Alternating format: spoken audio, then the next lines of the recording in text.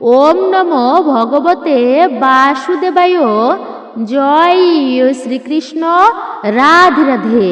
শীতের অবসানে প্রকৃতির নতুন রূপ, গাছপালায় নতুন পাতা ও ফুলের সমারোহের মাধ্যমে এই মাসটি বসন্তের বার্তা নিয়ে আসে, যা ফাল্গুন মাস নামেই পরিচিত। এই ফাল্গুন মাসটি হচ্ছে ফেব্রুয়ারি থেকে মার্চ মাস, বাংলা ক্যালেন্ডারের একাদশ মাস, যা শীতের শেষে বসন্তের আগমনে প্রকৃতির রূপ পরিবর্তনের সাথে সাথে আধ্যাত্মিক উৎসব ও সামাজিক মাহাত্ম্য বহন করে। এই মাসটি ভগবান বিষ্ণু, শ্রীকৃষ্ণের এবং মহাদেবের বিশেষ করে বলা হয়েছে এই মাসটি এদেরকে উৎসর্গীকৃত। এই মাসে ভগবান শ্রীবিষ্ণুর, শ্রীকৃষ্ণ এবং মহাদেবের পূজা, শিবরাত্রি ও দোল পূর্ণিমা উৎসবের জন্য অত্যন্তই পবিত্র এবং প্রেম ও ভক্তির মাস হিসেবে গণ্য করা হয়। আজ হচ্ছে ফাল্গুন মাসের প্রথম শনিবার। আপনারা এই ভিডিওটির মাধ্যমে আজকে জানতে পারবেন ফাল্গুন মাসে কোন কোন ভুল যা এড়িয়ে চলা অবশ্যই উচিত। আপনারা জানতে পারবেন বিশেষ করে এই ফাল্গুন মাসে কি কি কাজ করা উচিত আর কি কি কাজ করা একদমই উচিত নয়। ফাল্গুন মাসের প্রথম শনিবার হচ্ছে আজ। এই দিনে আপনারা ভুল করেও গ্রহণ করবেন না এই তিনটি খাবার। যদি আপনি এই খাবারগুলি গ্রহণ করেন তাহলে বলা হয়েছে মহাদেব, ভগবান শ্রীবিষ্ণু এবং শনিদেব অত্যন্তই রুষ্ট হবেন আপনার প্রতি। আপনার সংসারে এবং আপনার জীবনে চরম আকারে দারিদ্রতা, অমঙ্গল এবং বিপর্যয় দেখা দিবে। তাই অবশ্যই আপনারা সতর্ক এবং সাবধান থাকবেন। আপনারা এই ভিডিওটির মাধ্যমে অনেক গুরুত্বপূর্ণ বিষয় জানতে পারবেন। তাই অবশ্যই ভিডিওটি আপনারা শুরু থেকে শেষ পর্যন্ত ভক্তি ও শ্রদ্ধার সহিত শ্রবণ করবেন। নমস্কার, আমি দীপা। দেশ ও দেশের বাইরে থেকে যে সকল দর্শকেরা এই মুহূর্তে ভিডিওটি অন করেছেন তাদের প্রত্যেককে সুস্বাগত জানাই রায়কিশোরী দীপা অর্থাৎ সনাতন ধর্মীয় তথ্যমূলক চ্যানেলে। আমি সর্বদাই চেষ্টা করি সনাতন ধর্মের এরকমই সকল গুরুত্বপূর্ণ বিষয়গুলি আপনাদের সামনে উপস্থাপন করতে, শেয়ার করতে। আসুন প্রত্যেকে কিছুক্ষণ সময় ধৈর্য ধরে আজকের এই গুরুত্বপূর্ণ বিষয় প্রসঙ্গে আমরা বিস্তারিতভাবেই জেনে নিই। ভিডিওটি শুরু থেকে শেষ পর্যন্ত ভক্তি, শ্রদ্ধা ও মনোযোগের সহিত শ্রবণ করে থাকলে অবশ্যই ভিডিওতে একটি লাইক করবেন আর কমেন্টে অবশ্যই হর হর মহাদেব, জয় শ্রীবিষ্ণুর জয়, জয় শ্রীকৃষ্ণের জয় অথবা আপনার আরাধ্য দেবদেবীর নামটি বা শনিদেবের নামটি লিখে জানাতে একদমই ভুলবেন না। চ্যানেলে নতুন হলে অবশ্যই চ্যানেলটি সাবস্ক্রাইব করবেন, পাশে থাকার নোটিফিকেশন বেল আইকনটি অল করে দিবেন। একজন সনাতনী বোনকে আপনারা সাপোর্ট করবেন আমি আশা রাখছি। ভিডিওটি একদমই স্কিপ করে নয়, সম্পূর্ণই ভক্তিতে আপনারা শ্রবণ করবেন। তাহলে চলুন প্রবেশ করা যাক আজকের মূল ভিডিওতে। ফাল্গুন মাসের প্রথম শনিবার আপনারা ভুলেও কিন্তু এই খাবারগুলি খাবেন না, কারণ ফাল্গুন মাস হচ্ছে স্বয়ং ভগবান শিবের মাস। তাই এই ফাল্গুন মাসের এই বড় শনিবারে এই নিয়মগুলো আপনারা কিন্তু অবশ্যই মেনে চলুন। যেমন এই শনিবারে কোন খাবারগুলি খেলে শনিদেব বিশেষ প্রসন্ন হয় এবং শনিবার কোন কোন ফুল পেলে শনিদেবের বিশেষ কৃপা এসে পড়ে। এবং সবথেকে গুরুত্বপূর্ণ হচ্ছে যে এই শনিবার মানে ফাল্গুন মাসের শনিবারে শরীরের এই অঙ্গে যদি আপনারা সামান্য একটুকু তেল এইভাবে লাগিয়ে দিতে পারেন তো বলা হয়েছে এই মাসে আপনাদের উপর শনিদেবের বিশেষ কৃপা পড়বে। ফলে বাধা, বিপত্তি, অশুভ শক্তি এবং দুর্ভাগ্য তাতে নাশ হবেই শনিদেবের কৃপায়। এবং এই মাসে আপনারা ভাগ্যশালী এবং সুস্থ থাকবেন। তাই অবশ্যই আপনারা কিন্তু ভিডিওটি সম্পূর্ণই শ্রবণ করবেন। আর শনিবার দিন কিছু সামান্য কাজের ফলে শনিদেবের সাড়ে সাতি কাটে এবং আমাদের জীবনে এসে পড়ে শনিদেবের বিশেষ কৃপা। এবং শনিবার দিন কোন কোন খাবার খেলে শনিদেব বিশেষ প্রসন্ন হন, শনিবার কি খেতে নেই এবং শনিবার নিরামিষ খেলে কি হয়, শনিবার কোন জিনিসটি বালিশের তলায় রেখে ঘুমালে আমাদের ভাগ্যের উদয় হয়, সৌভাগ্য পরিণত হয়, এইসব কিছুই আপনারা জানবেন আজকের ভিডিওটির মাধ্যমে। শনিদেব যদি রুষ্ট থাকেন তাহলে কিন্তু জীবনে সকল কাজে বাধা বিপত্তি আসে। আমাদের বাড়িতে অশান্তি, রোগ ব্যাধি, দুর্ভাগ্য, দারিদ্রতা, এমনকি নানান রকম সমস্যায় সেই ব্যক্তি ডুবে যায়। তাই এই মাসের বড় শনিবার অবশ্যই এই সামান্য কাজগুলো করতে আপনারা একদমই ভুলবেন না। আমাদের জীবনে এমন কিছু দোষ লেগে যায় যা থেকে সহজেই কিন্তু আমরা মুক্তি পাই না। অনেকেই অনেক পূজা পাঠ করে, মন্দিরে মন্দিরে ঘুরে, দান পূর্ণ জপ তপ করেও দেখা যায় যে যেই সমস্যা ছিল তা রয়েই গিয়েছে, কিছুতেই এর থেকে সমাধান পাওয়া যায় না। জীবন যেন নরকের মতন হয়ে যায়, চারিদিকে ধার দেনা ঋণে পরিপূর্ণ, মানুষ ডুবে যায়, চারিদিকে ঋণের পরিমাণ বেড়ে যায়। তো অবশ্যই আপনারা বিশেষ করে সতর্ক এবং সাবধান থাকবেন এই বিশেষ মাসে। এর ফলে আপনি সঠিক কোনো সিদ্ধান্ত নিতে পারেন না, এমনকি জীবন নাশের জন্য নিজেকে প্রস্তুত করতে দ্বিধা করেন না। তো অবশ্যই মনে রাখবেন, জীবন ত্যাগ করার মতো বাজে সিদ্ধান্ত না নিয়ে, আর এটাতে কিন্তু কখনো সমস্যার সমাধান হয় না, বরং উল্টো আরও তা বেড়ে যায়। মহা পাপের বলা হয়েছে এটিকে।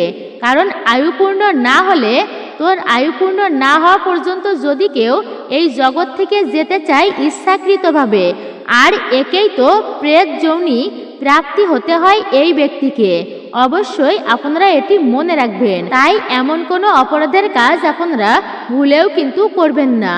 পরিবারকে নানান রকম সমস্যা এনে দেয় এতে, যাতে তার পরিবার তার মুক্তির ব্যবস্থা করে। তাই আমাদের বেঁচে থাকতেই এই সমস্যার সমাধান করে বুঝতে হবে, আমাদের জীবনে লড়তে হবে। আমাদের জীবনে তিনটি কারণে দুর্গতি লেগেই থাকে। এক হচ্ছে নেগেটিভ সমস্যা, দুই হচ্ছে পিতৃ সমস্যা, তিন হচ্ছে শনি মহারাজের 7.5 দশা। আর এগুলো কিন্তু আমাদের কর্মদোষের কারণেই হয়। আজ আপনাদেরকে বিশেষ টোটকার কথা বলবো বা ক্রিয়ার কথা বলবো, যদি আপনারা ঠিক মতন পালন করতে পারেন তো আপনাদের জীবন থেকে তিনটি সমস্যা ম্যাজিকের মতন দূর হয়ে যাবে। এতটাই শক্তিশালী এই টোটকাটি। আমরা প্রত্যেকেই জানি যে কাক হচ্ছে শনিদেবের বাহন, এছাড়াও কাককে যমরাজের দূত বলা হয়। আর কুকুর হলো বন্ধু, ভগবানের কালভৈরবের দেবের বাহন বলা হয়েছে। তাই ভূত প্রেত নেগেটিভ এনার্জিদের কুকুর কিন্তু এরা আগে থেকেই টের পায়। এছাড়া কুকুরেরা গ্রহের কুপ্রভাব থেকে আমাদের রক্ষা করে, ঠিক তেমনি কাক আমাদের বাড়িতে পিতৃলোক থেকে আশা করে খবর নিয়ে আসে। যদি কোনো জীবাত্মা আমাদের বংশে জন্মগ্রহণ করে বা কারোর মৃত্যুর সময় হয়ে থাকে, কাক কিন্তু আমাদের আগে থেকেই তা সংকেত দিয়ে দেয়। আর এটা শিব পুরাণে ভগবান শিব মাতা পার্বতীকে নিজে বলেছেন। যদি আপনারা আর্থিক সমস্যায় ভোগেন, যদি আপনার আর্থিক উন্নতি করতে চান, তো সবার প্রথমে আপনাদের উপর নেগেটিভ এনার্জি সরাতে হবে। তাই সামান্য কিছু লবণ নিজের হাতে নিয়ে নিজের মাথার উপর থেকে 7 বার ঘুরান। তারপর সেই লবণ খাবারে মিশিয়ে কোনো কালো কুকুরকে 3 রাস্তার মোড়ে খেতে দিন। তারপর পিছনে ঘুরে না দেখে সোজা বাড়িতে এসে হাত পা ধুয়ে ভালো করে হাত পা ধুয়ে নেবেন। তারপরে আপনি আপনার ঘরে ঢুকুন। এতে কিন্তু সেই কুকুরের কোনো ক্ষতি হবে না, উল্টে সেই অশুভ শক্তি নাশ হয়ে যাবে কিছুদিনের মধ্যেই আপনার। এর ফলে পেতে শুরু করবেন অপার সুখ, শান্তি ও সমৃদ্ধি। এর পরবর্তী হচ্ছে কালো তিল।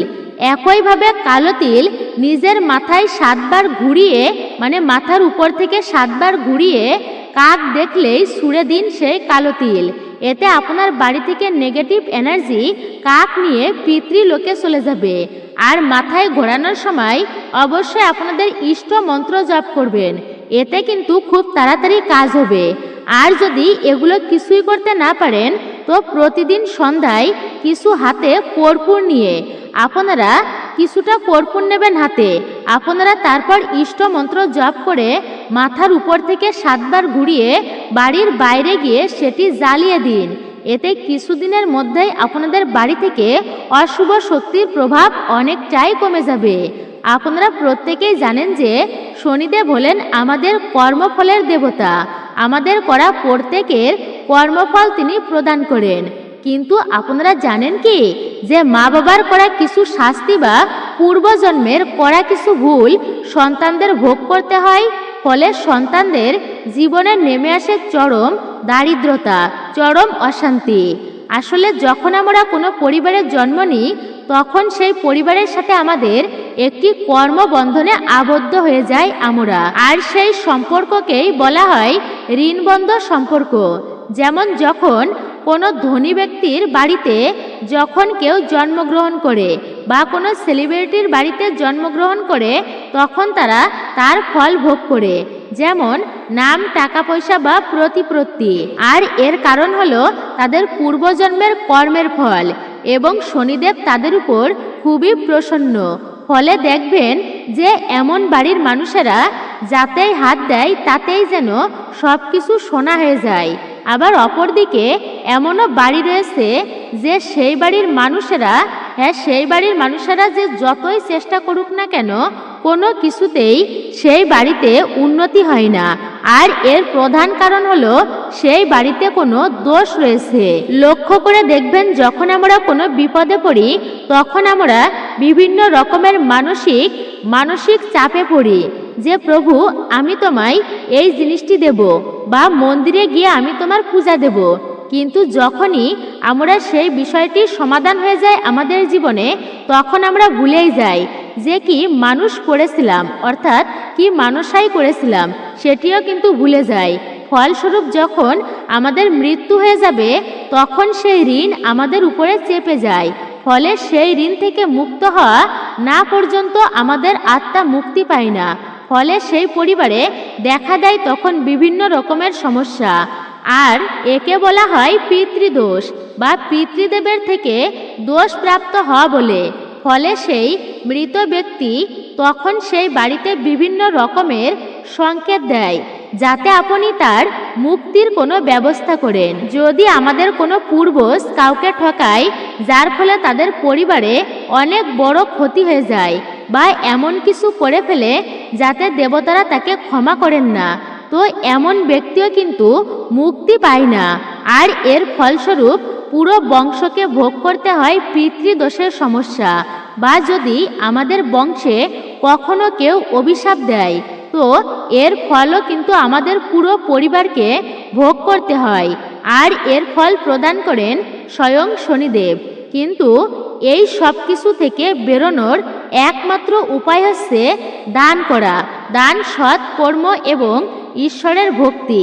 তাই যখন আমাদের ডাক ঈশ্বরের কাছে পৌঁছে যায় তখন আমরা এসব কিছু থেকে, সব কর্মবন্ধন থেকে আমরা বেরিয়ে যাই।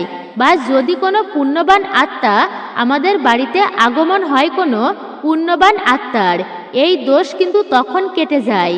যেমন দেখবেন বাচ্চা হওয়ার পর বা বিবাহের পর কোনো কোনো মানুষের ভাগ্য হঠাৎ করেই পাল্টে যায়, তারা হঠাৎ করেই সৌভাগ্যশালী হয়ে যায়। আজকের ভিডিওটির মাধ্যমে আমি যে টোটকাগুলোর কথা আপনাদেরকে জানাবো তার মধ্যে যে কোনো একটি টোটকা যদি আপনারা করতে পারেন শনিবার দিন, শনি মহারাজের কৃপায় আপনাদের জীবন থেকে সকল প্রকার বাধা বিপত্তি কেমন করে নাশ হয়ে গিয়েছে। যদি আমাদের জীবনে শনিদেবের সাড়ে সাতি বা শনিদেবের বক্র দৃষ্টি চলে তো সেই মানুষটিকে বিভিন্ন রকমের সমস্যার সম্মুখীন হতে হয়। তাই আজকের এই ভিডিওতে আমরা জানাবো যে সমস্যা থেকে আপনারা কিভাবে বাইরে বের হবেন এবং কোন লক্ষণগুলো দেখে আপনারা বুঝবেন যে আপনাদের উপর শনিদেবের সাড়ে সাতি বা বক্র দৃষ্টি চলছে কিনা। তা অবশ্যই কিন্তু আপনারা ভিডিওটি সম্পূর্ণ দেখবেন, একদমই স্কিপ করে নয়। আপনি কর্মজীবনে বারে বারে কঠিন পরিস্থিতির শিকার হচ্ছেন। যদি আমাদের জীবনে শনিদেবের বক্রদৃষ্টি এসে পড়ে তো বলা হয়েছে সমস্ত কাজে কিন্তু বিভিন্ন কারণে সেই কাজ নষ্ট হয়ে যায়, বিভিন্ন কারণে সেই কাজ কখনো আর সম্পূর্ণ করা সম্ভব হয় না। আমাদের কর্মজীবন তখন কিন্তু ধ্বংসের মুখে চলে, চারিদিক থেকে আমরা দেনায় ডুবে যাই, সবার কাছে হঠাৎই যেন আমরা খারাপ হয়ে যাই, হঠাৎ করে আমাদের চাকরি চলে যায়, ব্যবসাতে কিছুতেই আমাদের উন্নতি হয় না, বাড়িতে ঝগড়া ঝামেলা অশান্তি রোগ ব্যাধি এগুলো ঘিরেই থাকে। আর অবশ্যই এই সমস্ত কিছুই কিন্তু শনিদেবের সাড়ে সাতির জন্যই হয়। ধীরে ধীরে আমাদের শরীর থেকে আকর্ষণ মানে উজ্জ্বলতা কমে যাচ্ছে, মানে এখানে আমি কিন্তু কোনো কালো বা ফর্সা রঙের কথা বলছি না। আপনারা দেখবেন যার উপর দেবদেবীর কৃপা হয় সে কালো হোক বা ফর্সা হোক, তাকে দেখলেই মানুষ তার কথায় আকর্ষিত হয়ে যায়। কিন্তু যার উপর দেবদেবীর কৃপা থাকে না, ভগবানের কৃপা থাকে না, তারা ধীরে ধীরে অরা প্রকৃতির অর্থাৎ কালো হয়ে যায়। ফলে তাকে দেখেই কিন্তু এমনটা বোঝা যায় যে সে ব্যক্তি অসুস্থ।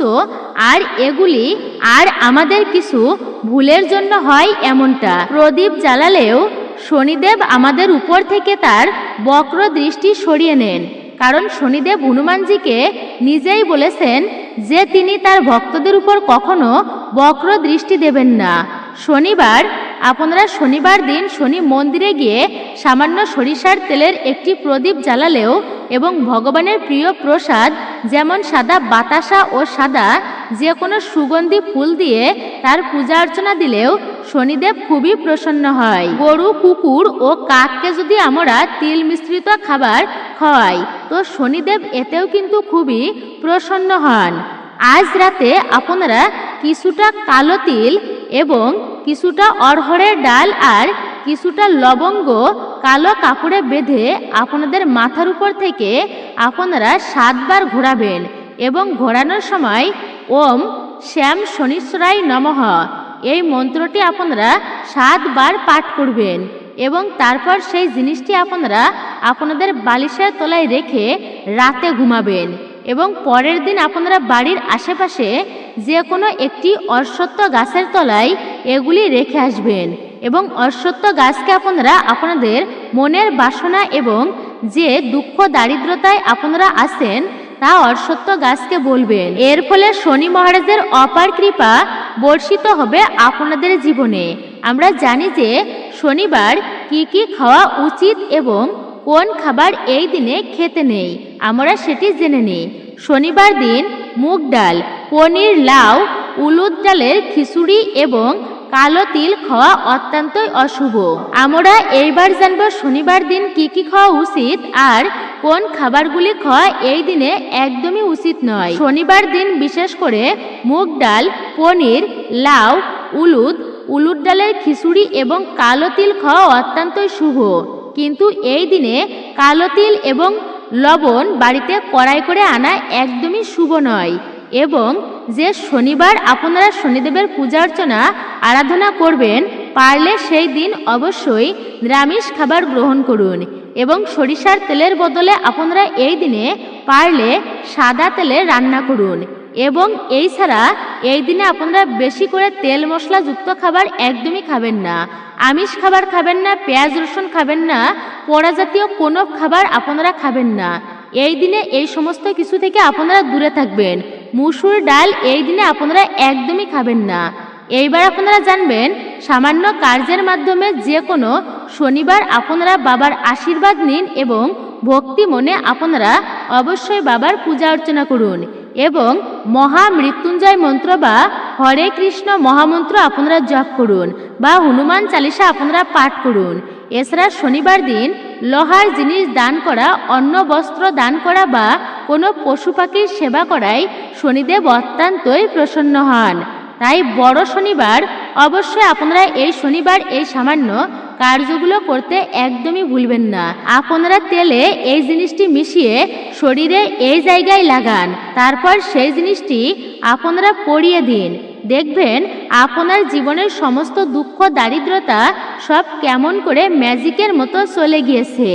অনেক সময় এমন হয় দেখবেন আমরা যতই পরিশ্রম করি কিন্তু পরিশ্রমের মতন আমরা তেমনটা ফল পাই না। কোথাও যেন একটা বাধা বিপত্তি আমাদের উন্নতির পথে আটকে আছে। যতই পরিশ্রম করি মাসের শেষে ঠিক পকেট খালি হয়ে যায়, বাড়িতে শান্তির পরিবেশ নেই, জীবন যেন একটা সংগ্রাম হয়ে গেছে। এর থেকে বাঁচার জন্য মানুষ অনেক উপায় করছে কিন্তু কিছুতেই কোনো ফল পাননি। এর কারণ হলো আমাদের সবার আগে জানতে হবে আসলে মূল রোগটা কি, মানে কারণটা কি। অনেকেই অনেক কারণে এই সমস্যাগুলি দেখতে পান, যেমন বাস্তুদোষ, পিতৃদোষ, গ্রহদোষ, কর্মদোষ, নেগেটিভ সমস্যা, কুলদেবী রুষ্ট থাকলে, এমনকি কেউ আপনার ক্ষতি করেছে, এর ফলেও কিন্তু এমনটা ঘটে। যদি আপনার কেউ কোনো ক্ষতি করে থাকে, যদি আপনাদের বাড়িতে কোনো অশুভ শক্তি থাকে, যদি আপনার উপর কোনো গ্রহ দোষ লাগে, এসবের থেকে বাঁচার উপায় আপনারা জানতে পারবেন। যদি আমাদের জীবনে শনিদেবের বক্র দৃষ্টি থাকে তো কিছুতেই উন্নতি হতে চায় না। তাই শনিবার দিন কি করবেন চলুন তা জেনে নিই। এই শনিবার দিন আপনাকে বেশি কিছু করতে হবে না। এই দিন আপনি হনুমানজিকে সাক্ষী রেখে একটি মাটির প্রদীপ জ্বালাবেন। তারপর তেলে 2টি লবঙ্গ মিশিয়ে হাত জোড় করে পুরো ভক্তির সাথে হনুমানজির কাছে প্রার্থনা করবেন। নিজের সমস্ত দুঃখের কথা, সমস্ত সমস্যার কথা, আপনার ইচ্ছা কি তা হনুমানজিকে জানান। আর সম্ভব হলে এই দিন অবশ্যই হনুমান চালিসা পাঠ অবশ্যই করবেন। পূজা শেষ হয়ে যাওয়ার পর সেই তেলের প্রদীপ হনুমানজিকে আপনি অর্পণ করবেন এবং ভক্তি ভরে প্রণাম করে মাঝখানে আঙুল চুবিয়ে দেবেন সেই প্রদীপে, নিজের নাভিতে তারপর লাগান। আপনারা সেই প্রদীপ থেকে আঙুলটা চুবিয়ে নিয়ে এসে নিজের নাভিতে লাগান। তারপর আপনি কাঁধে লাগাবেন এবং অল্প কিছু তেল নিজের শরীরে অর্থাৎ জিহ্বাতে আপনারা লাগাতে পারেন সামান্য একটুকু আঙুল দিয়ে। শরীরে যদি কোনো অশুভ শক্তি থাকে তা জ্বলতে শুরু করবে। ঘরে এসে প্রদীপ জ্বালাবেন, তারপর আবার এতে অশুভ শক্তি নাশ হয়ে যাবে আর আপনার বাড়ি সুখ শান্তি ও সমৃদ্ধিতে আপনারা বসবাস করতে পারবেন। ফাল্গুন মাসে আমাদেরকে কোন কোন ভুল একদমই এড়িয়ে চলা উচিত? ফাল্গুন মাস হলো ভক্তির মাস। এই মাসে নেশাজাতীয় দ্রব্য বা তামসিক দ্রব্য এড়িয়ে চলাই শুভ। দোল বা হোলির সময় মাংস বা মদ্যপান এড়িয়ে চলতে হবে। ফাল্গুন মাসে ভগবান শ্রীকৃষ্ণের বিশেষ পূজা করা হয়, তার উদ্দেশ্যে নৈবেদ্য দানের গুরুত্ব রয়েছে। এই সময়ে আপনার বাড়িঘর পরিষ্কার রাখুন, পবিত্রতা বজায় রাখুন। এই মাসে অপরিচ্ছন্ন ঘর থাকার অর্থ হচ্ছে গৃহে দারিদ্র্যকে আমন্ত্রণ জানানো। ফাল্গুন মাস ভালোবাসার মাস। এই মাসে কারোর সঙ্গে খারাপ ব্যবহার, ঝগড়া করা বা অপমান এড়িয়ে চলা উচিত। ভালো ব্যবহার করা প্রয়োজন। কথায় নম্রতা ভদ্রতা বজায় রাখুন, অন্যথায় দেবী লক্ষ্মী আপনার প্রতি মহা রুষ্ট হতে পারেন। ফাল্গুন মাসে গরম জলের পরিবর্তে ঠান্ডা জলে স্নান করা ভালো, এতে স্বাস্থ্যের উন্নতি হয় বলেই বিশ্বাস। ফাল্গুন মাসে দেরি করে ঘুমাবেন না, বরং ভোরে ঘুম থেকে উঠুন, স্নান করুন, সূর্যদেবের কাছে প্রার্থনা করুন এবং ঈশ্বরের উপাসনা করুন। এসব প্রতিকার আপনার ইচ্ছা পূরণের পথকে প্রশস্ত করবে। ফাল্গুন মাসকে মনস্কামনা পূরণের জন্য খুবই বিশেষ মাস হিসাবেই বিবেচিত করা হয়। এই মাসে প্রতিদিন ভগবান শ্রীকৃষ্ণের উপাসনা করা অত্যন্তই শুভ। তাকে তার প্রিয় খাবার অর্পণ করতে পারেন। আর অবশ্যই ওম নমো ভগবতে বাসুদেবায় এই মন্ত্রটি জপ করতে একদমই ভুলবেন না।